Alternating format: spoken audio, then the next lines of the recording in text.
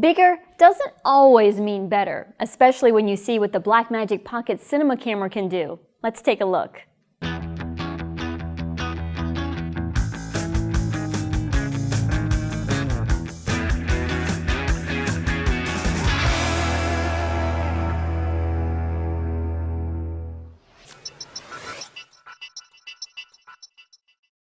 Hi everyone, I'm Mia. The Blackmagic Pocket Cinema camera is the size of a mirrorless still camera and even has a similar design. It has the look of a consumer camera, but this is really a video camera for pros. Why? Well, first of all, it only shoots ProRes HQ and Cinema DNG RAW. The RAW format was added in the Blackmagic 1.5 firmware update. Both formats yield fantastic footage, but require a bit of post-processing software support if you use them in the camera's film mode. I'll explain that in a minute. These formats carry large amounts of data needed for post-processes like color grading. The quality of footage you can capture in this tiny form factor will blow you away. The Pocket Cinema camera will allow you to capture professional video while staying pretty inconspicuous. Here's a look at some footage shot in ProRes, Cinema DNG RAW, and color-graded Cinema DNG RAW. The Super 16mm size sensor on this camera is built for video. The camera doesn't even take still pictures. But with the proper adapters, you can still use most of your DSLR lenses because the Pocket Cinema is equipped with an active Micro Four Thirds mount. So this is a very versatile camera. Just know that achieving a wide angle shot on a camera with this 3x crop factor can be difficult. This footage is shot at the widest end of a 7 to 14mm f4.0 Panasonic Lumix. Of the three lenses I used with the camera, this one gave me the most flexibility. You'll end up with a wide-angle zoom that's equivalent to 21 to 42mm in 35mm terms. And this Sigma 30mm f2.8 is going to look more like a telephoto lens. That active mount really comes in handy if the lens has image stabilization. Whenever you're shooting video, I recommend using a tripod or a rig, but the form factor of this camera just kind of begs you to use it handheld. I wouldn't even try it unless you're using a lens with IS because the camera doesn't have IS as a built-in option, and the video is really shaky without it. Just like its big brother, the Blackmagic Cinema camera, the Pocket Cinema takes amazing visuals.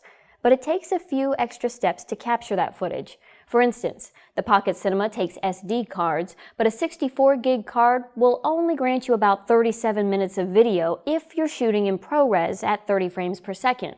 And the card must be formatted on your computer first because there's no formatting option in the camera.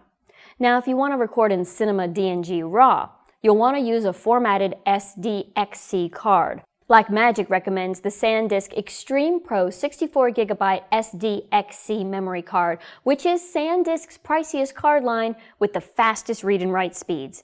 And you will definitely need a way to dump off data in the field or have a few extra formatted cards handy. If you're shooting in bright sunlight, make sure to pack an ND filter. It's a must for capturing properly exposed footage. So the Pocket Cinema has a small footprint and big visual impact. But notice I said visual. We know how important audio can be with video depending on what your project entails. The built-in microphone on this camera sounds pretty thin and tinny, as you might expect. And even though there's a 3.5mm jack to plug in an external mic, the camera has no audio levels built in for monitoring. So figuring out what your audio will sound like is basically guesswork with headphones. There is a headphone jack. If audio is an important part of your project, I would definitely use an external recording device and microphone. The back LCD on the Pocket Cinema camera does a pretty good job of showing shading and color. It's not a touchscreen, and the menu system is very basic. There are a few settings you can adjust in the camera's menu. Color temperature in order to set your white balance, your ASA, which is a film term for ISO, and your shutter angle, which affects the exposure. I have to admit that going into the menu every time I wanted to change the ISO or white balance got old quickly. I wish the buttons on the back keypad could be programmed.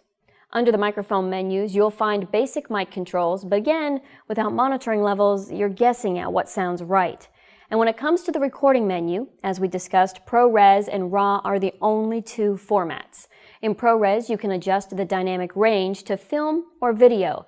The video option uses the REC 709 standard, which is what most broadcast high-definition video is recorded in, and it works well with most popular post-processing software. The film setting is best for those working with professional color grading software like DaVinci Resolve. This setting captures video using a long curve with 13 stops of dynamic range. Anyone looking to do heavy color grading and work in post will love the flexibility all this data will give you. In RAW mode, the Pocket Cinema camera will only shoot with the film dynamic range setting. In the recording menu, you can also pick your frame rate from 24, 25, and 30p. There are also drop frame rate options as well. And if you want to shoot a time-lapse video, the interval options are here. The very last menu deals with your LCD display options. Let's move on to the buttons on the back of the camera. I had luck with the focus button only about half the time. Half the time it would hunt around and still get the focus wrong. I relied on focusing manually. But the LCD is pretty small, and if you're working in sunlight, checking your focus may not be the easiest thing to do. To help, double tap the focus button to turn on Focus Assist. Then the parts of your image that are in focus will be highlighted in green. Then press the OK button twice really quickly, and the LCD will zoom in and you can check your focus more accurately. But if you don't press it quickly enough, the slate will pop up on your screen instead. Now this is where you log your metadata, like the name of the project that you're filming and a few other details. It's kind of finicky, so if you don't press it exactly right the first time, keep trying. If you're working with a lens that has electronic aperture control, then the iris button is where you'll set the proper exposure for your scene. It sets the aperture based on the highlights in your frame.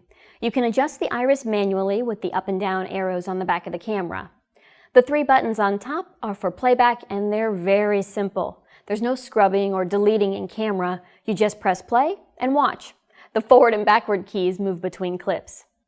Finally, let's talk about battery life. The Pocket Cinema camera comes with a removable battery, but no battery charger. You'll need to either buy extra batteries or plug the camera in with the included 12-volt charger. There's no indicator light on the camera, so the only way to check to see if the battery is charged is to turn it on. Mine only charged to 97 or 98% no matter how long I left it plugged in, and normally that wouldn't really matter, except this camera eats battery power like few others. After just a few minutes of messing around in the menus, the battery dropped to 85%. When you're not physically recording video, you'll want to turn the camera off completely. Don't leave it on in between shots or you'll run through a battery in less than half an hour. Also, the camera gets really hot when you leave it on, even if it's just sitting there doing nothing. I turned it off in between shots and was down to 20% after about 40 minutes. However, I did spend quite a bit of time adjusting the settings and menus because I was changing locations and lighting conditions often. So if you're shooting all day, especially in multiple lighting conditions, and you don't have time to recharge the camera, pack a few extra batteries. I loved the stunning footage that this camera captured, even in low light situations, but all the little quirks and extras needed to make it as functional as some of the other cameras on the market make it a difficult choice to be your A camera. But it's hard not to fall in love with the footage you can capture with it. With the Blackmagic Pocket Cinema camera, I'm Mia McCormick. Whether you're a hobbyist or a professional, B&H has the answers to your questions. Experience a world of technology at our New York City Superstore. Connect with us online or give us a call. Our staff of experts is happy to help. Scott Kelby here, and welcome to this quick tour of our online training. We have hundreds of online classes for you, covering everything from lighting to landscape photography. From portrait photography to sports, we have classes on wedding, automotive photography, shooting, food, fashion, travel, you name it. The most incredible part of this is the price. You get all of this for just $199 a year, or you can pay monthly for just $24.95. 24-hour a day, 7-day a week access from anywhere in the world. I invite you to join with us today and start learning right now.